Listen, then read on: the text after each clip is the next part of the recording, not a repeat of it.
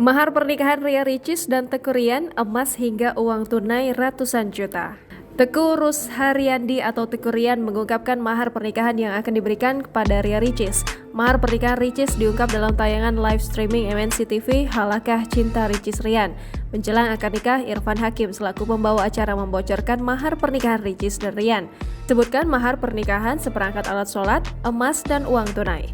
Lanjut, Irfan Hakim memberikan bocoran sejumlah uang tunai untuk mahar berjumlah ratusan juta. Pernyataan tersebut langsung dibenarkan oleh Teuku Ryan yang berada di hadapannya. Sebentar lagi akan mengucap ijab kabul, Ryan mengaku sangat gugup. Meskipun begitu, Ryan sudah semakin yakin untuk segera menjadikan Ricis sebagai istri.